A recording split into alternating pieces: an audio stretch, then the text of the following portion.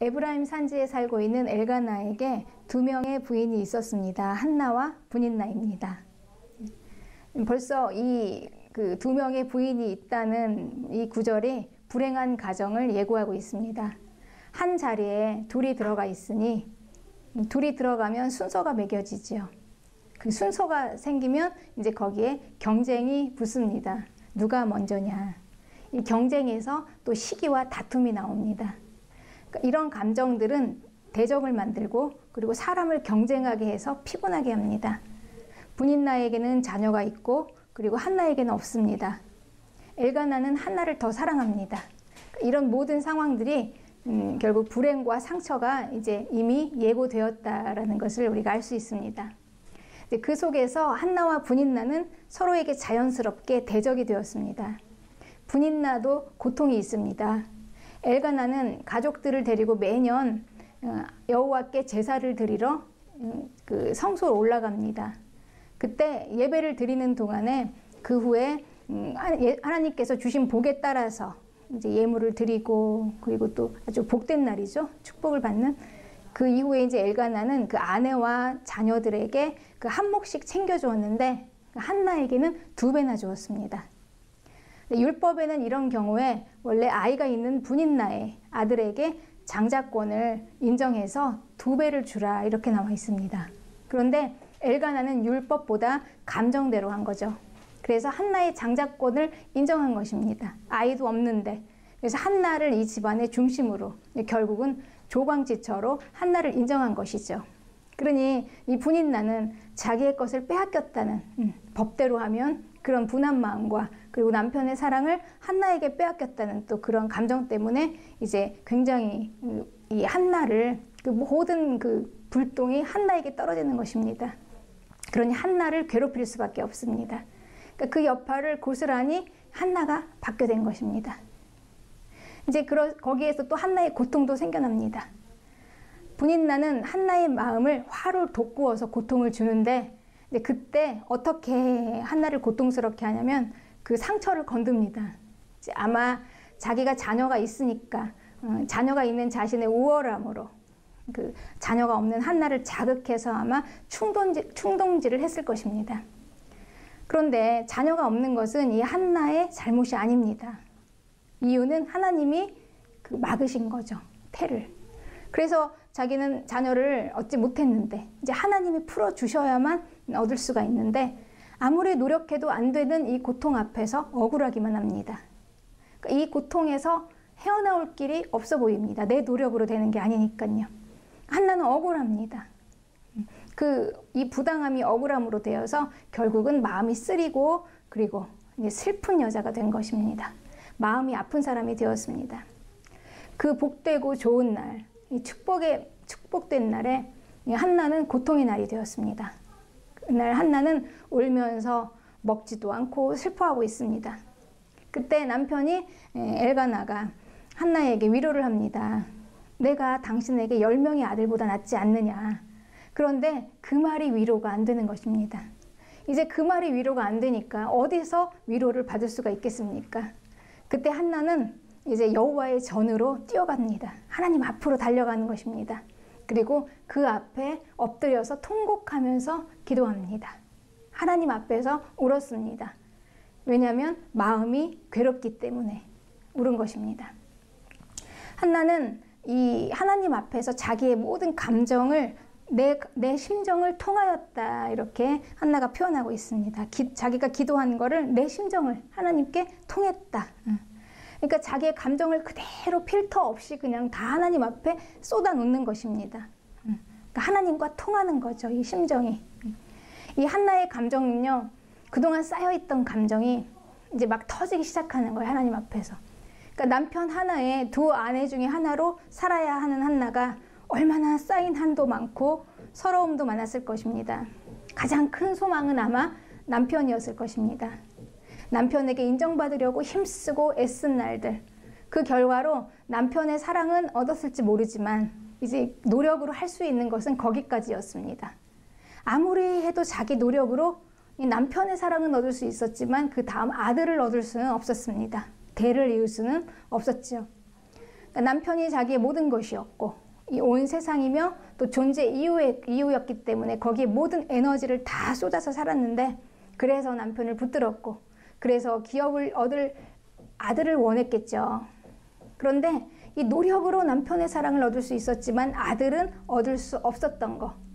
그러니까 자기 자리를 지키기 위해서 얼마나 몸부림치면서 왔는데 그게 내 힘으로는 지켜지지 않더라는 것입니다. 하나님이 막고 있으면요 아무리 내가 힘으로 노력을 해도요 안 됩니다. 하나님이 풀어주셔야만 합니다. 그것을 인정하는 이곳이 바닥입니다. 아, 내 힘으로 할 수 있는 것이 없구나. 안 되는 곳이 있구나. 이것을 인정하는 것입니다. 내 힘으로 안 되는 것을 알 때 그때 비로소 전능자 앞에 모든 것을 내려놓게 됩니다. 근데 그토록 갈구하면서 가장 많은 에너지를 쏟았던 남편도 자녀도 내 힘으로 안 된다는 것을 알고 하나님 앞에 다 내려놓게 되니까 이제 그 바닥에서만 보이는 것이 있습니다. 그것도 없어지고 그리고 그것을 그렇게 찾았던 나도 없고 오직 그 앞에 하나님만 보이더라는 것입니다. 이제 진짜가 보여지는 것입니다. 그러니까 이런 기도는요 우리가 살면서 참 평생 이런 기도를 할 수는 없어요. 몇 번 할 수 있는 기도지요. 정말 막 우리의 감정이 어떻게 통제할 수 없도록 격한 감정이 되어서 이 감정을 어디에다가 쏟아놓아야 되나. 이 한나는 하나님 앞으로 온 것입니다. 하나님 앞에서 그 감정을 다 쏟아 놓는 이런 기도는 아마 평생에 몇 번 없을 것입니다. 손꼽아 있을 만한 그런 기도입니다. 그런데 이제 여기에서 이제 한나는 하나님과 마음이 통하기 시작했습니다. 자기의 그동안의 분노, 슬픔, 억울함, 비참함, 이 북받치는 모든 감정들을 다 하나님 앞에 쏟아놓고 나니까 하나님과 통하기 시작하는 거예요. 소통이 됩니다. 소통. 네. 이 소통이라는 것은요 일방적인 게 아닙니다.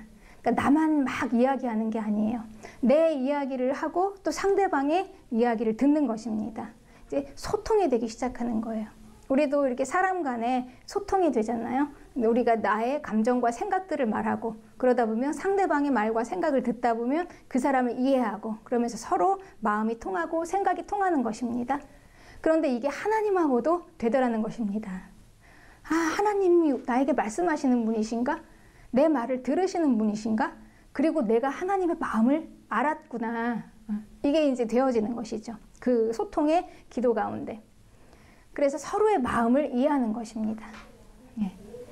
아, 하나님이 살아계셔서 내 말을 들으시는구나. 그리고 그분이 나에게 말씀하시는구나. 그래서 이 한나는요, 하나님의 심정을 처음으로 알게 됐어요. 아, 하나님의 마음이 지금 얼마나 답답한 마음인가를 이제 한나가 처음으로 깨닫게 된 것입니다. 그 하나님과 소통하는 기도를 하면서 나만 이렇게 답답하고 힘든 줄 알았는데 내 얘기를 다 꺼내놓고 나니까 이제 하나님의 그 마음이 느껴지기 시작하는 거예요. 아. 우리 본문에 이제 그 서두에 이렇게 시작합니다. 1장 3절에 보면 이 사람이 매년 자기 성읍에서 나와서 실로에 올라가서 만군의 여호와께 예배하며 제사를 드렸는데 엘리의 두 아들 홈니와 비느하스가 여호와의 제사장으로 거기에 있었더라. 왜 이 그 엘가나의 가정 이야기를 하는데 그 제사장 아들의 이름, 그 당시에 제사장인 홈니와 비느하스가 나올까요? 이거는 그 시대의 형편을 설명하고 있는 한 구절입니다. 엘리의 두 아들, 이 홈니와 비느하스가 얼마나 타락을 했는지 모든 백성에게 다 소문나게 그냥 다 드러내놓고 죄를 짓는 것입니다. 이제 그 죄가 어느 정도 한 이제 그 시점에 궤도에 오르면은요, 이제 담대해져요. 누가 알든지 말든지 간에 그냥 막 자기 마음대로 하는 것입니다. 그래서 그 회막에서 수종드는 여자와 간음하고 있고, 제사장이 예배를 무시하고, 그리고 헌물을 자기 마음대로 쓰고 있고, 이렇게 담대하게 죄를 짓는 것입니다. 무서운 게 없는 거죠. 뭐 사람의 눈이 무섭지 않은 거예요. 게다가 하나님도 무섭지가 않은 것입니다. 그러니까 이런 자에게 하나님께서 어떻게 말씀하실 수가 있겠습니까? 하나님께서 설사 말씀을 하신다고 해도 못 알아듣겠죠. 그렇기 때문에 이 하나님의 말씀이 끊긴 지가 오래입니다. 한참이나 되었어요. 하나님이 말씀하지 않으십니다. 그때 이 한나는 하나님의 이 마음을 이해를 하게 됩니다. 아, 하나님이 이런 마음이시구나. 그래서 그때 이제 한나는요, 서원 기도를 하게 돼요. 나에게 아들을 주시면 내가 하나님을 위해서 내 아들을 주의 종으로 드리겠습니다. 이렇게 맹세하고 약속하는 기도가 나옵니다. 그 기도를 통해서 이제 사무엘이 나옵니다. 이 한나는요, 하나님과 소통하는 그 깊은 기도를 통해서 처음에는 아들을 구하러 갔잖아요. 아들 주세요. 그리고 자기의 그 아들 주세요라고 기도하다가 자기의 모든 감정을 하나님께 쏟아놓으면서 하나님의 마음을, 하나님의 심정을 이제 이해하고는 자기가 구하는 아들을 이제 하나님께 드리겠다고 지금 맹세하고 온 것입니다. 이게 소통하는 기도를 통해서 이제 한나는 이런 하나님께 서원 기도를 하고, 기도가 다 끝난 후에 나오는데 한나는 이제 가서 먹고 얼굴에 다시는 근심빛이 없었더라, 이렇게 기록되어 있습니다. 아, 내 기도를 다 하나님께서 들으셨어. 그리고 내가 구하는 것을 주실 거야. 다 해결되었어. 이런 믿음으로 한나가 내려온 것이죠. 네, 이게 한나의 기도입니다. 네. 이제 그럼 우리가 분인 나는 악녀이고 한나는 그러면은 아닐까요? 우리가 살다 보면은요, 다 나름대로의 사정이 있고 다 이유가 있습니다. 사연이 있는 인생입니다. 사람 중에 얼마나 착하고 얼마나 악한 사람이 있겠습니까?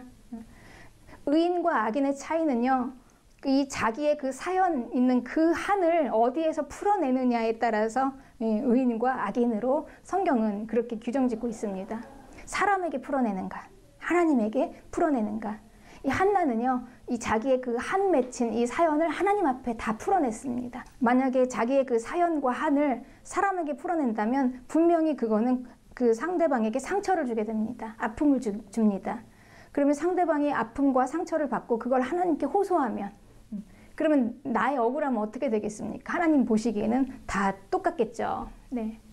그래서 하나님께서는요, 이 의인과 악인을 이렇게 말씀하십니다. 만약에 의인이 있는데 그가 악에 빠져서 이제 죄를 지었다. 그러면 그는 의인일까 악인일까? 과거에는 의인이었지만 악에 빠져서 죄를 지었기 때문에 이제 심판을 면할 수 없는 악인이죠. 죽게 된다는 것입니다. 그렇지만 과거에는 내가 악인이었지만 이제 회개하고 돌이켜서 하나님 앞에 이제 하나님의 앞에 돌아와서 선한 일을 행한다면 하나님 보시기에는 그게 바로 이제 의인이니 살게 될 것이다. 이렇게 에스겔서에서는 기록되어 있습니다. 그런데 우리는 이것을 하나님이 부당하다고 합니다. 한 번 의인은 끝까지 의인이고 한 번 악인은 끝까지 악인이지. 그런데 하나님께서는요, 그 사람이 처음부터 의인이냐 악인이냐가 아니라 그 사람의 행위를 보고 판단하신다는 것입니다. 그가 악한 행위를 하는 것인가, 또한 선한 행위를 하는 것인가. 네. 그래서 우리가 이렇게 악인이 되어서 내가 악을 행하면 하나님께 아무리 이 상대를 고소해도요, 말발이 안 서는 거예요. 똑같으니까요. 너도 분명히 악을 행하지 않았느냐. 그래서 하나님께서는 의인의 기도를 들으십니다.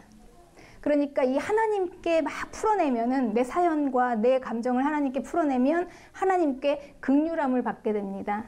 그래서 우리는 의인이 됩니다.